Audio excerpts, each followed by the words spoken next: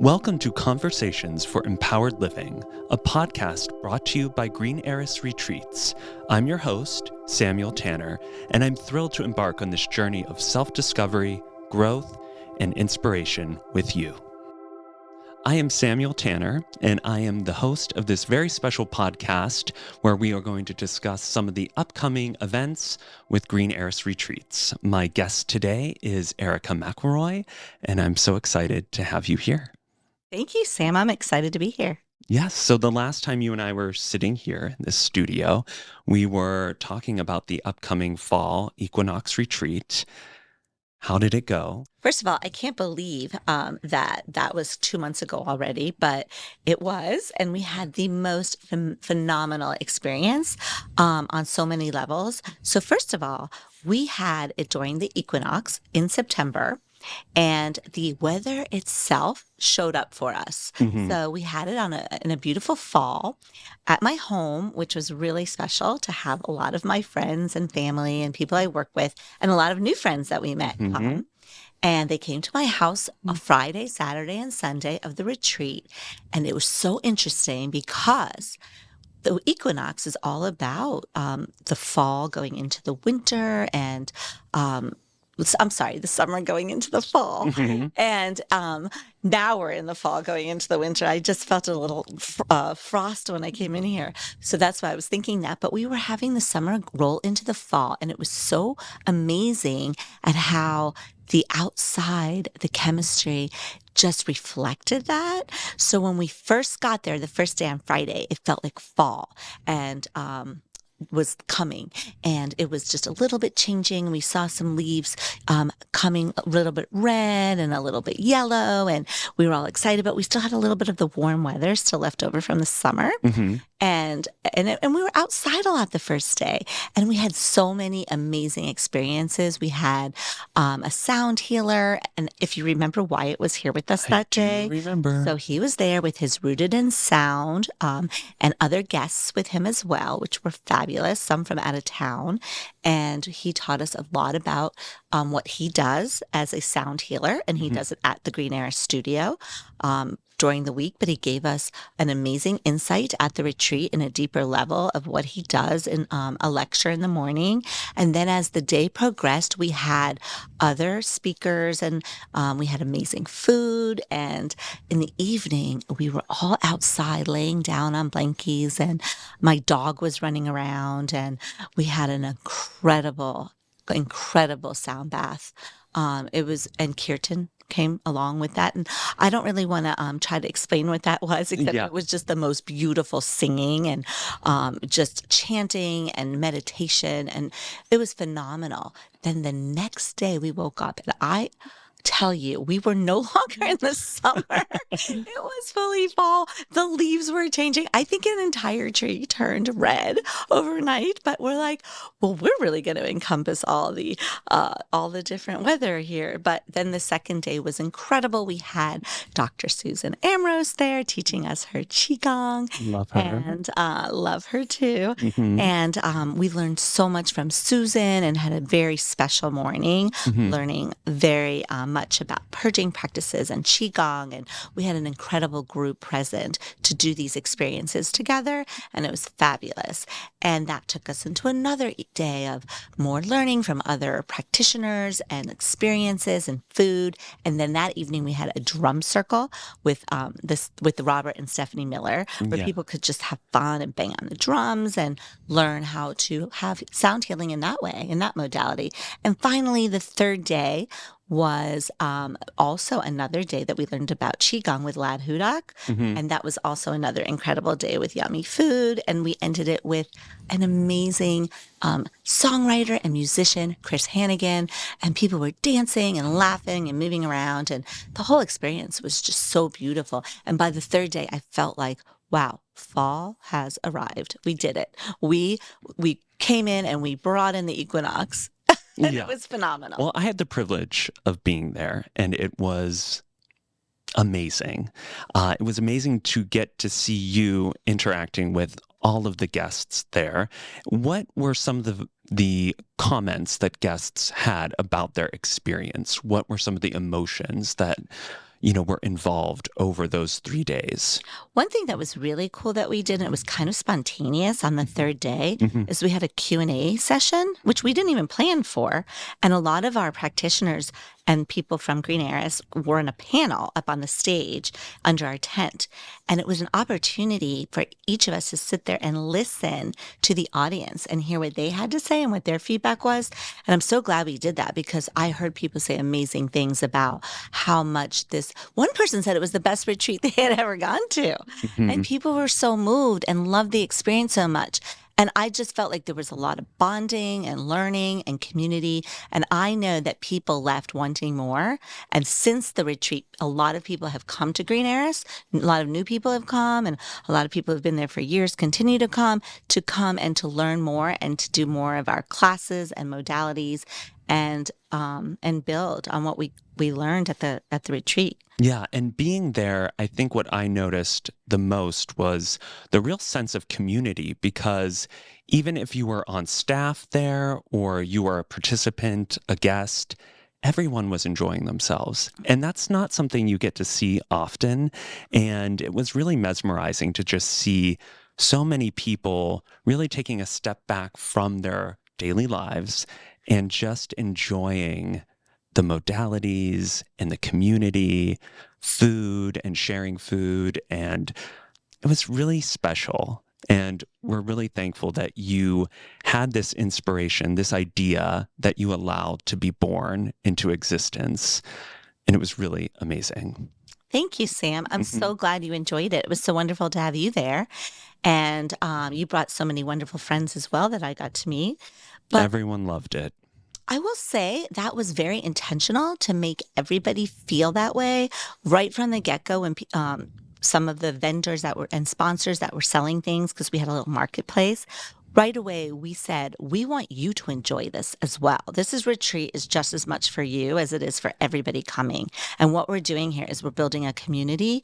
Mhm. And so I feel like when we said that and we opened that up, everyone just were so excited to be part of it. And it wasn't just like they were coming to work, like they were coming to enjoy too. Because at the end of the day, we are trying to move towards this beautiful, intentional healing community. Yeah. That's what we're striving for. And I feel like we've achieved it and we're still achieving it. Yeah. And that's what's so special about you is that anywhere you go, you make everyone around you feel included and seen and heard. But how do you bring that to like this huge event? How did you do that?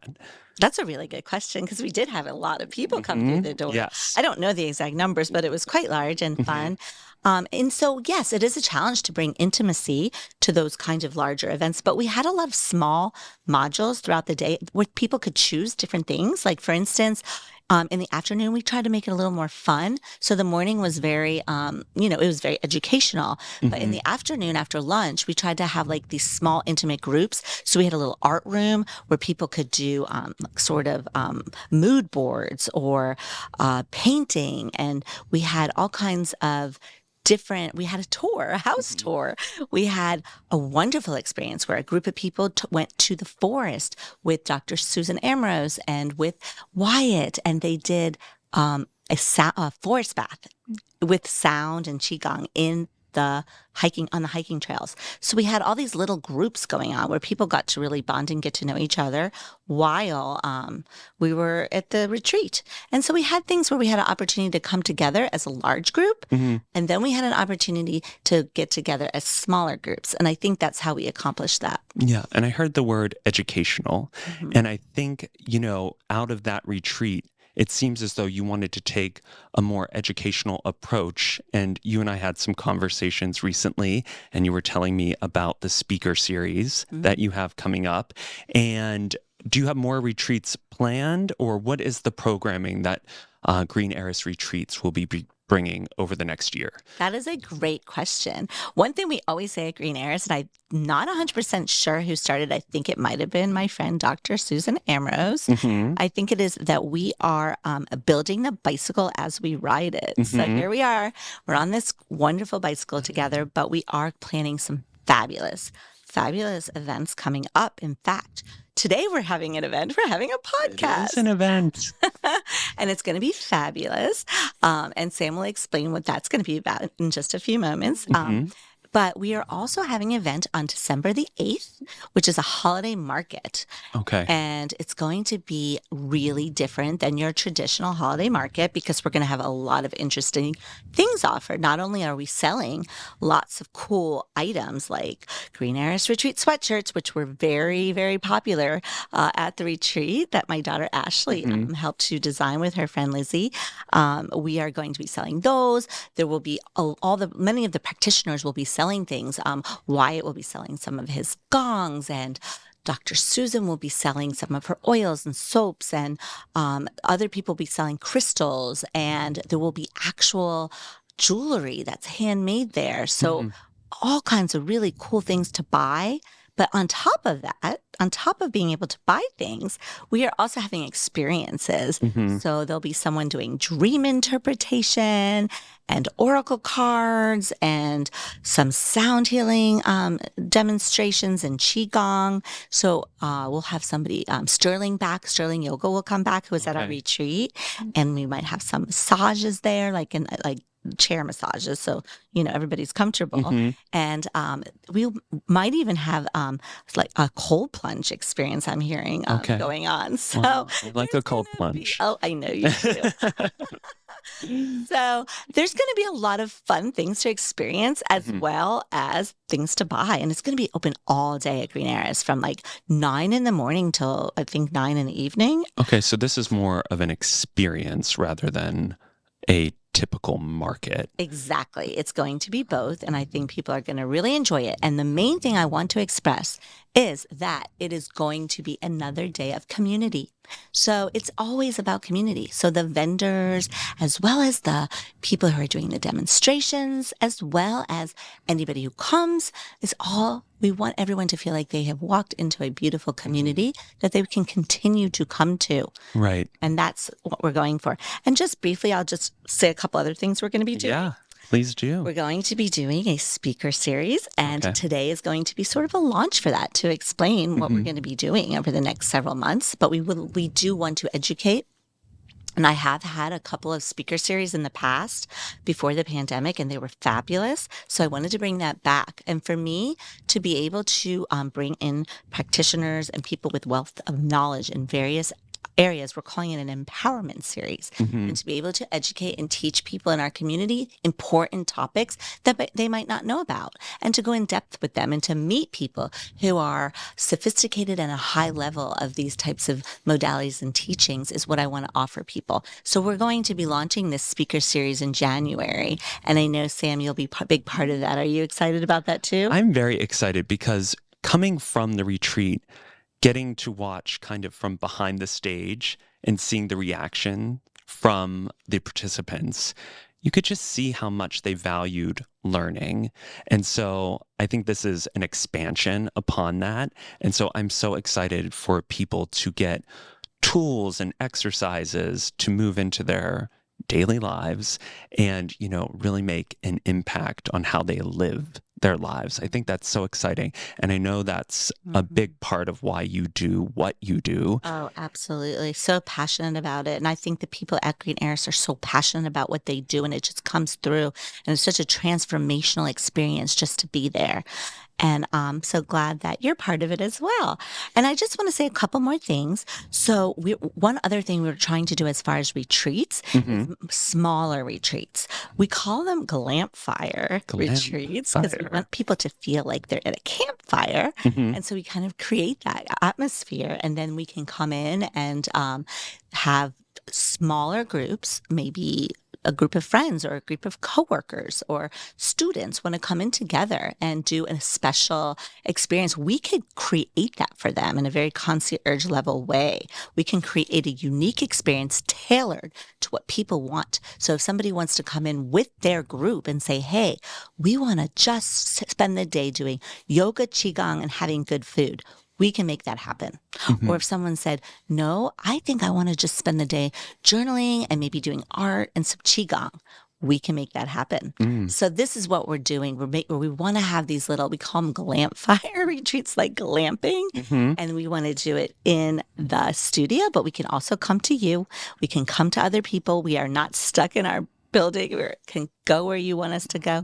And finally, I just want to say we are going to be working towards, we've had one amazing retreat out in California already in the desert last March.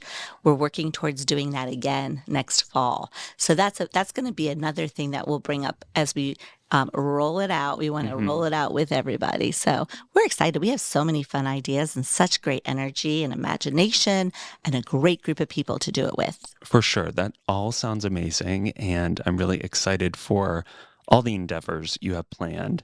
But I know you have a special treat for us that you brought along. And I got to be part of that conversation the days before the retreat happened. I know you, myself, Dr. Susan, we were all sitting around with one of the coordinators of the event, Christina Grosick, who was just telling us how amazing this plan was for the retreat. And we kind of were all looking around at each other. And Christina is a filmmaker.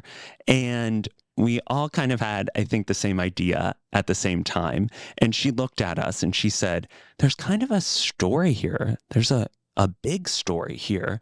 And I would love to tell it.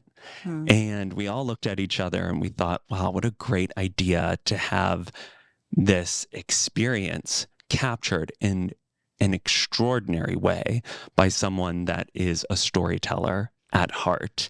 And I know that you brought that 3-minute video, part of what she produced for you. So we'll get to watch that today. Wonderful. I'm so excited for you to see it and for everybody else to see it as well. Yes. And so the market is on December 8th? Yes, Friday, December 8th, all day, morning through evening. Okay. And the speaker series launches on January 12th. Yes, that will be a Friday night. So we're going to be doing once a month. We're going to do it on a Friday night, the speaker series. Okay. And that first speaker series is with Waylon Gomez. Yes. We're so excited. And before Waylon joins us, we are going to take a look at that 3-minute video clip from Christina Grosick. And this captures some of the most amazing moments that we got to experience at the Fall Equinox Retreat. Thank you, Sam. Thank you. When I was in Brazil in about 2015, I kind of had a vision of opening up Green Heiress, and I wanted to help other people. Inhale and exhale. Just take a second and notice how you feel. Let's make this fantastic, amazing program that we built in Green Heiress and bring it to the world. Let's do retreats.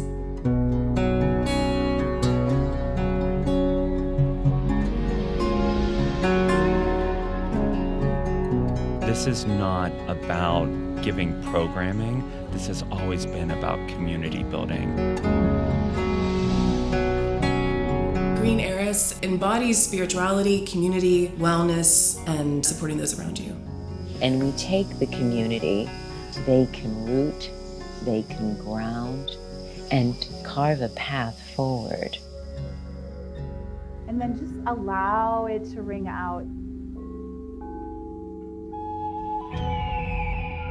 I have had my own journey of health, and I was not finding any way to get health care for what I was dealing with.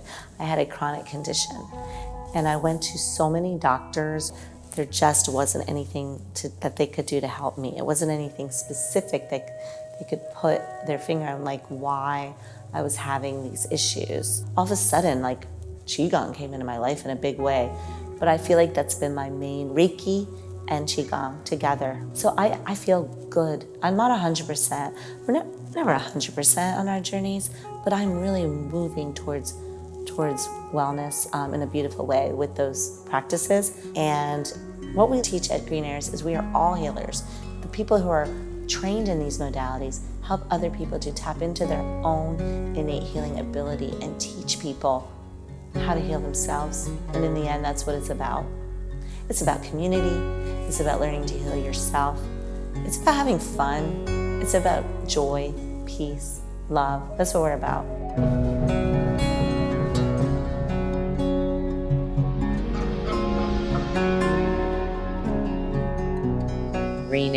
Heiress's future is its members and those within the community. Every single one of us is a profound determiner of the future of Green Heiress. Restorative. Transformative. Community.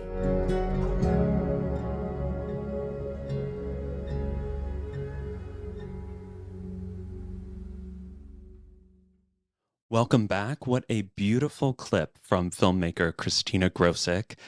So beautiful to see her capture all of the amazing events that took place at the Green Heiress Fall Equinox Retreat. I have a very special guest now who will be our first speaker at our speaker series, which will take place on January 12th at Green Heiress in Aspinwall, PA. And his name is Waylon Gomez. We met at the retreat. We have done ice baths together. Yes, we have had many conversations since, and it's a pleasure to have you here. It's a pleasure to be here. Thank you for having me, Sam. So you own the Embodied Integration Method, which is a holistic trauma coaching business. Yes, that's correct. And I know it's a little bit confusing. Let me explain a little bit further. So I'm a holistic trauma coach, but I do a lot more than that. It's the best way I could title what it is that I do. So I'm a somatic therapist, I'm a hypnotherapist, and I'm also a coach. And basically, what my business is really designed around is helping people get past their limiting beliefs, helping people heal from their trauma. And the way that I do that is really interesting because it has nothing to do with the conscious mind. It has to do with the subconscious mind and the power of the subconscious mind. So it's a little bit, science, a little bit magic, and a little bit spirituality kind of all wrapped together to really give people this sense of empowerment that they can change their life. Okay. And trauma is kind of a buzzword. It's a huge buzzword. So yes. That is mental trauma? Is that physical trauma? What do you define as trauma? So I think that's a really good question. What do we define trauma as? And I think a better question is the way that we're defining trauma right now. Is it the way that's actually the most beneficial for people to move forward from their trauma? So if we look at the technical definition of trauma, it's going to be your big T's, right? It's going to be all of those really awful things that happen, war, crime, so on and so forth. And it's going to be those things that really, really deeply, physically, emotionally, mentally affect people. But I like to look at trauma a little bit differently from the standpoint that it misses out on a lot of the other individuals, right? If we are not someone who's been raped, who's been abused, who's been any of these different things, then we're seen as not having trauma. So when I look at the definition of trauma, I look at it more from a physiological standpoint. Trauma is anything that our nervous system can't handle in the moment, and that it basically encapsulates in this moment for us to address later on. So let's say, for instance, when you are growing up, you have a knockdown, drag out argument with your parents, right? Let's say you have it with your father. And then from there, you move forward in life.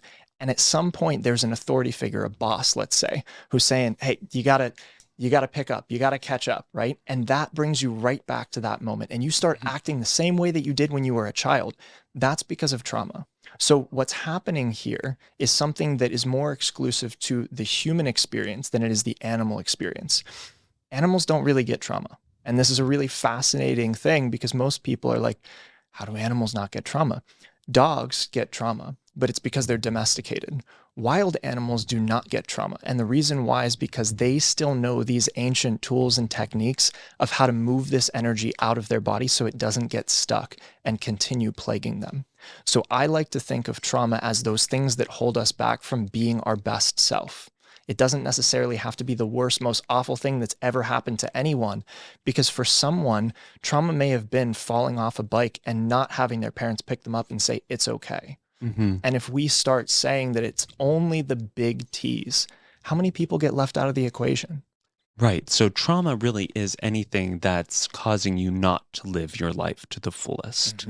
And trauma is anything that we have not been able to process on our own. And you said ancient tools. Yes.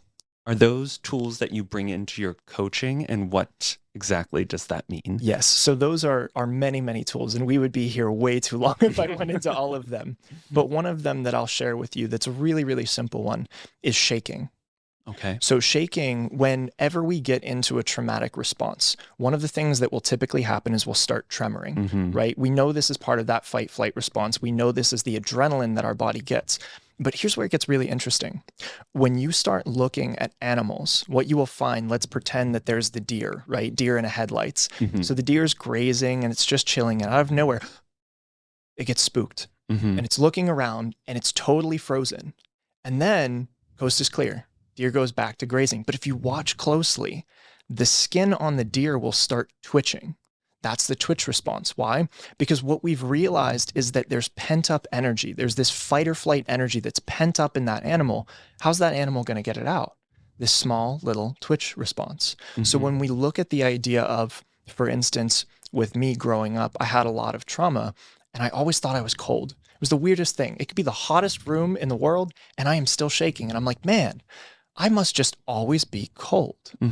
Until I started to realize that the trauma response is a shaking because it's trying to get the energy out of the body. So when we look at this idea of how can we actually use this, right? This is something that we knew for a very long time and only recently started to forget. If you look at ecstatic dance, if you look at all of these spiritual practices within tribal societies, it was all about the idea of moving the body, of shaking things away, right? And what we're doing is we're resetting the nervous system. So I want you to think about it almost like a computer. Imagine that that computer's got all kinds of viruses on it, right? Or like you're trying to load the page. I'm sure we've all been there. You're trying to load the page and it just doesn't work. So what do? You push the button, you hit the reset. Well, what happens after you hit that reset? The computer boots back up. But interestingly enough, all of those pages that were there before, they're not there anymore. So the understanding is that shaking is a way that we activate our nervous system to reset it. That's why if you're petting dogs or petting cats afterwards, they shake off their whole body. It's to reset their nervous system. So if we understand that trauma gets trapped inside of our nervous system, physiologically speaking, there are these chemical receptors, right, that put out all of these hormones into our body when that traumatic thing happens. But instead of getting them out, they stay stuck. And then it becomes a repetitive pattern where the next thing that happens, we blow up at this person and we don't know why. And it all goes back to we never dealt with the original issue. We never got back to the root of it. And because we never got back to the root of it, we run into this problem of this is going to be a cycle that's going to continue to persist in our life until we get rid of that energy. So shaking is one of these ancient techniques to get rid of that energy. So interesting. And you had mentioned your own trauma. Yes. Is that your inspiration for the work that you do today? Immensely. Yes. Yeah, I realized more recently, as I started getting into this work more in depth with myself, going more advanced, going even deeper, that it was so much simpler and yet more complex than I thought it to be. What I mean by that is that when we are children, we have no awareness, we have no conception as adults of how we actually were as children. And part of the reason why is because as children, we are in our subconscious mind. As adults, we move into our conscious mind. Now, you almost can think about this like any of those magical movies, right, with children or Santa Claus, from the understanding that when we grow up, we forget. We forget all of these innate things that we knew back then. And it's almost like there's this separation. And that's the separation between our subconscious and our conscious mind. So for me, as I started to go back, I started to realize that there were so many parts of myself that I had left in the past back then. That, you know, for instance, mommy and daddy had been seen as gods because that's what happens when we are a child. Those people that are your primary caregivers, you're dependent on them for everything. And that means that their word is law, whether we like it or not. As adults, if we as adults went back to our childhood, I can guarantee you almost most of the people listening to this would have just walked out, right? It's like, oh, I'm being told that I'm supposed to, I'm going to go get my own place. I don't need this, right? Yeah. But we can't as children. And so instead, we have to find ways of being able to survive those circumstances. When we were in a tribal society, it might have meant outrunning a tiger. It might have meant doing any of these other things to survive. But survival has still stayed the same. Now it's just more on a psychological and an emotional level. What are you going to do in your childhood to make this situation that is ultimately, as an adult, not okay, so that you can still survive? And so you have a coaching program Yes. that you're about to roll out. Yes, I do. And it's called Healing Your Inner Child, Tools to Reconnect and Redevelop the Relationship with Your Inner Child. Yes, that's correct. And what are some of the highlights of this program, and who is someone that would benefit from this? And how long is this program? And would this just heal someone, or is there always work that needs to be done? So I'm going to take each one of the questions Yeah. individually. That way we can make sure we dive into it. A couple of the highlights of the program. So to give this one and the third question kind of melded together, it's a 6-month program. And the way that the program works is that the purpose really behind this program is to help people with what they didn't get during their childhood. So let me explain that a bit further. We have, based off of the Ericksonian model of psychosocial behavior, we have these 6 different stages that we go through from when we are born until we are about 40 years old. And these are behavioral developmental stages. So this doesn't necessarily mean that our brain didn't develop completely. It means that the way that our brain developed was in either a positive or a negative light based around what happened during our childhood. So with each one of these stages, we have key parts of being a real, fantastic adult human being, trendsetter, or even just someone who is really an incredible voice within their community that we start to miss out on. And what I realized in my own journey and in the journeys of the people that I've worked with is that so many people are letting these types of programs or these behaviors rule their life without even knowing it. So I'll share one with you real quick that's really simple. The first stage that we go through is either trust or mistrust. Now, the reason why is really fascinating because it's not what you think. So when we are born, you have to realize that we are basically like a blank slate, which means that we don't come in with a whole lot of memories, thoughts, even a sense of self. Now, when you look at a baby, there's this incredible moment, which is almost seeing creation as a whole, right? There's a baby in a Whole Foods, and out of nowhere, everybody's eyes are watching that baby just to make sure that that baby's safe. That's a weird phenomenon when you think about it, right? What is it about a baby that causes us to just innately want to protect that baby? And ultimately what it is the subconscious recognition that that baby cannot protect itself. Now, here's where it gets really fascinating. If we look at that whole idea of that first, when we're born up to about 1 year old, during that time, we have no distinction between ourself and the environment that we exist within, which means that when we look at this whole concept within spirituality of I am, right? I am the universe. I am everything. We are born as being that I am, really and truly. And that means that whatever environment we are born into, that is who we are. That is what we are at the deepest core of ourself. So when you think about this, let's say someone's born into a really abusive family. It's not that they're born into an abusive family, it's that they are the abuse itself. It's that they are the problem itself. This is where we get into this internalization later on in life of not trusting our environment, right? We get into a relationship with someone and everything's going great and there's a problem with that. And we don't know why. We should just be able to really enjoy our time with this person. But for some reason, we have to try to find a problem. The reason goes all the way back to this first level of development. If when we were first born, we were not given an environment that we could trust, then we start not trusting our environment, which means we start not trusting ourselves because we are our environment. Yes. And so interesting that you bring all of that up because I was driving here today, kind of reviewing some mental notes, feeling perfectly confident. And this voice comes into my head and it's like, who are you to do a podcast? Yep. So where does that voice come from? Who is that voice? I don't think it's me. Who is it? So it's a really great question of who, but I wonder if another way that we could say it is what is that voice? Because when we look at the idea of who, the biggest difficulty is that we're trying to anthropomorphize this thing inside of us, right?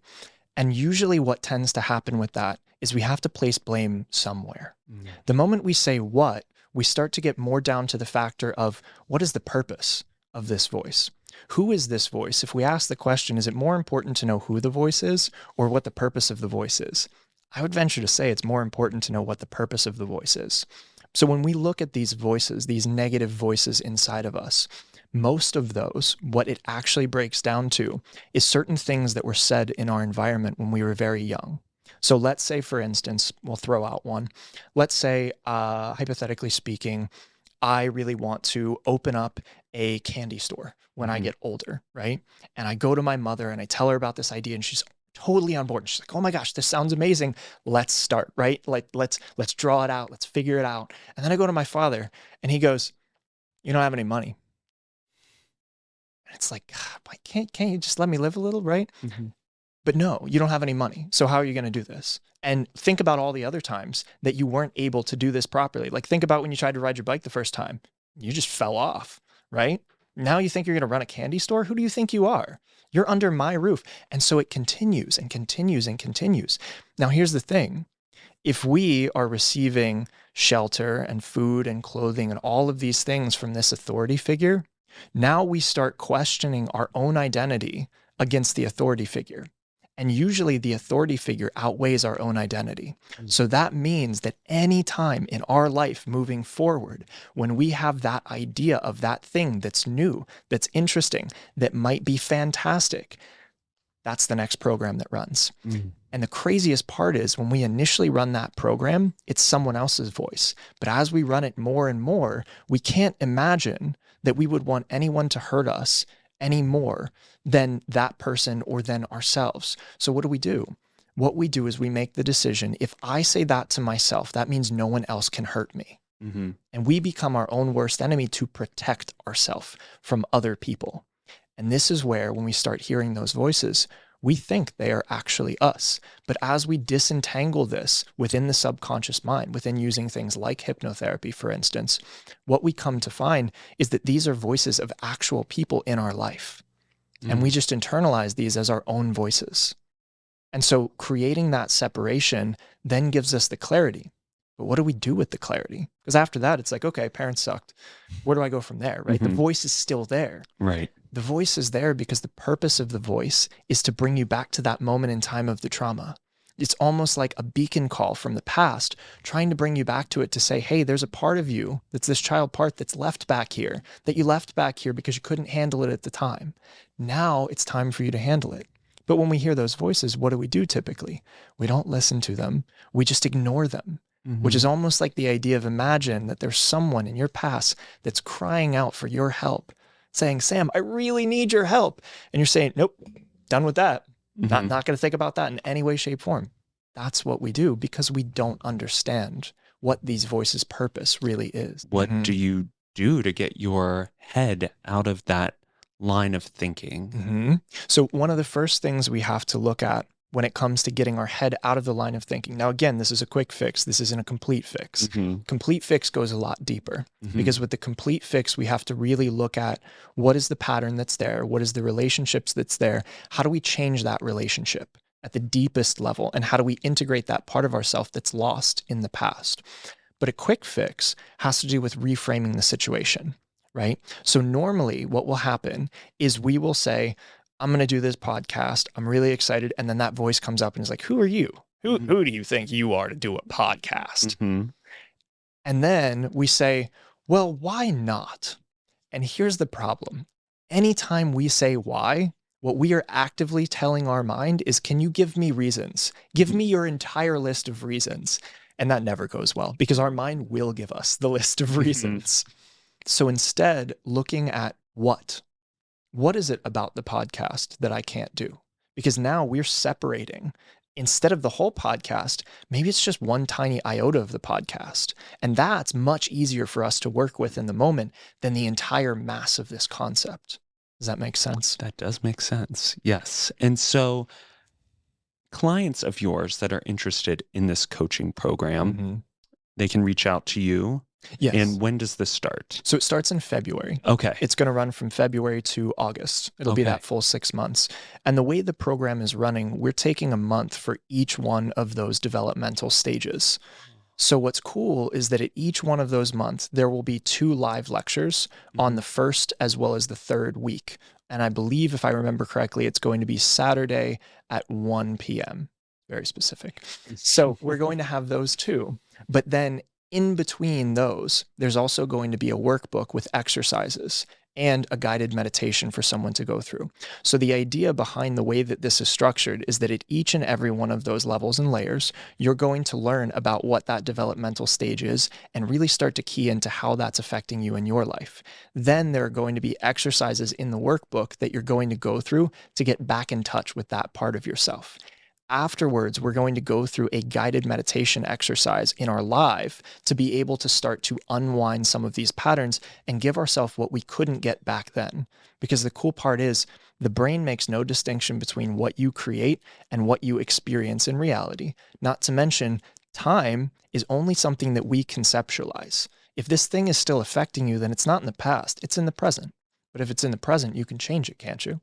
So once we change it, then it's going into the guided meditation exercise for the end of the month before we go into a week off, which is an integration period. And then we move on to the next stage. So it's going to be very comprehensive. And for anybody who's interested, I would recommend really looking seriously at if you're ready for your life to change quite intensely, because that's what we're offering here. Well, the content that you brought to the retreat had a huge impact on the participants, the guests, the staff, everyone there. We loved it. And when we asked you if you would kick off our speaker series, we were so interested in exactly what you would be bringing. And your lecture or series, the speaker series, will start out with you talking about redefining resolutions, which is going to be starting very soon, January 1st. It is indeed. Gym memberships will be through the roof for like a month. What exactly will you be talking to the guests about and the participants? What exactly, how do you redefine a resolution? We're so ingrained to think, I need to make this list of changes for the new year. What do you expand on from here? So I think that when you initially reached out to me about doing and kind of kicking off this speaker series, I really started racking my mind around what's one of the biggest problems that people are dealing with right now. And it's honestly reaching their goals, especially around that time. And the idea of the title being redefining resolutions is because I think resolutions is an awful word for this, what we're trying to accomplish, right? Because when we look at the whole idea of New Year's, it's this new year, it's this new beginning, it's a day, right? There's a change of day, there's a change of the numbers that you write down on any of your papers and documents, and there's all of this celebration around it. But I think the part that we miss is what's actually supposed to be motivating us towards this goal, right? Because when you look at any of these resolutions that normally happen, one of the issues is that there's not a clearly defined goal. It's almost kind of like we're throwing something out there saying, I want it to happen. And then we get all of this momentum behind it without any continual follow through. And that's nobody's fault. That's, I think, the issue. We've created this concept of resolutions because it works and plays really well with New Year's. But the difficulty is we haven't given people the tools to actually see it all the way through. And so just like you said, you get those gym memberships that's like, I'm there a month and then I drop back off. Well, why do I drop back off? That's the interesting part to me. We drop back off because this thing that we are trying to accomplish is not in alignment with our subconscious mind and our belief structures. So the concept behind this speaker series is really starting to break this down scientifically, bringing in the concepts of law of attraction and manifestation, because it's a really important part, but breaking it down scientifically, saying, well, what the heck does that actually mean? What is a strategic way that I can start to manifest things into my life by understanding why I even want to resolve this thing in the first place, right? We have to get that clarity first and foremost. So in this lecture, we're not only going to talk about how we redefine what a resolution means and looking at the idea of goals and saying, what's the purpose behind why I even want this goal? And not just saying, well, I want to lose weight or I wanted this or I wanted that, but really getting clear on what's the end goal once that happens. Because for most people, the problem is that thing, that's the end goal. But we know that life goes on afterwards. So we aim for this goal and we say, well, once I reach that, then I'll know what the rest of things are going to be like. It's almost like once I become a millionaire, then I'll know how to act as a millionaire. How many people have become millionaires and stayed millionaires that way? Because when you look at the Powerball, there are a ton of people who have won millions of dollars. And what they find statistically is that those people keep that millions of dollars for about a year, and then they are right back where they were before. What that tells me is that something never worked, something never changed that needed to change for them to be able to shift their life. So when we're given these opportunities by the universe, wouldn't it be awesome to actually fully utilize them? Wouldn't it be awesome that the universe gives us something and we say, wow, I actually have the ability to handle this and utilize this as the gift that it can be, instead of squander it away because I don't have the tools to integrate it completely. Right. And I think that's what's clever about the universe, is that it's not instant, No. because it knows we can't really handle Right. that immediate Mhm. wish or will that we've set out. So we kind of have to align to a feeling first, right? Correct. Yes. And that feeling, I think that's when we look at this understanding of our goal setting, Mhm. we have to align to that feeling. But here's the part that I think a lot of people miss. We say, okay, I want the $1 million, let's say, right? Mhm. I'm going to align to the feeling of what it's like to have $1 million without necessarily having any clarity of what that actually feels like. But then I'm not going to fully embody that, because there's going to be a little bit of a disconnect between my conscious mind and my subconscious mind. And this is where I'm going to do everything consciously that I'm supposed to be doing to get to that place.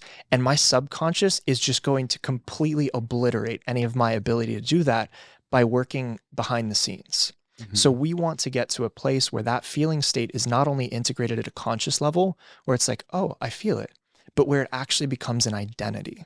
And that's what we're going to be talking about as part of this speaker series for this lecture, is how do we start to understand the science behind manifestation so that we can change our subconscious habits and our subconscious identities to be in alignment with these goals that we're going for.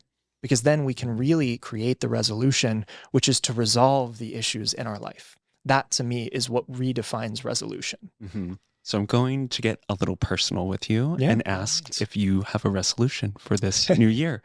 Would you share it with us? Yes. So what's interesting about it that I will say is that I am constantly creating these resolutions. And personally, again, this is going out on a limb a bit, but I don't believe in setting only one day to make a resolution. So this year for New Year's, I am not setting a resolution. I'm doing actually the exact opposite of that, which is I'm setting that determination to make those changes right now. And the main change that I'm shifting in my business is actually starting to work more on the leadership and development side.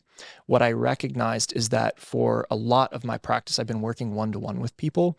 And I realized I've been having a really, really great effect in individual people's lives.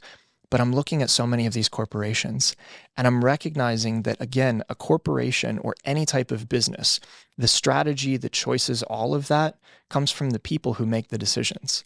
But where do those strategies come from? They come from that person's intentions, not just their conscious intentions, their subconscious intentions. And so what I started to realize is that by being able to get out there and work on the leadership development side with these companies in these trainings, I could start to have that effect, not just with people individually, but with entire companies. And my goal is to really take those steps towards changing the way that business is done, making it a more humanistic approach, something like you guys are doing, right? Saying we are people first and we are serving other people with the products we provide or the services that we provide, but it's a human experience because, again, for most of history, that's how it went. That was the original way we did business. It was a human affair. And only in the past couple of centuries have we shifted that to something entirely different. So my resolution, if you will, is to really start to bring back the humanistic approach by getting and starting to take care of some of the different, pardon my French, but shit that we have in our life that we are not dealing with, so that we can show up in a work environment as our best self and show up in our relationships as our best self and create a world that's going to be more harmonious with what we really intend, which I think is honestly community, connection, love. And you'll be at the holiday market. Yes, as well. I will be at the holiday Yes. market. That's so exciting. And so you have your coaching program Yes. in February. You'll be kicking off our speaker series Super excited. January 12th. And we'll get to see you on December 8th at the holiday market. That's correct. Well, thank you so much for being with us, Waylon. It's easy to see why you're an inspiration to so many, and it's been a pleasure speaking with you. Thank you for And we'll having me. have some of your information after this podcast listed so that people can check you out on social media and contact you directly. Perfect. Yeah, I really appreciate being here. Thank you for having me. Thank you. And thank you for joining us. So December 8th, we'll have our holiday market, and our speaker series will kick off on January 12th. We're so excited. And until next time, be well.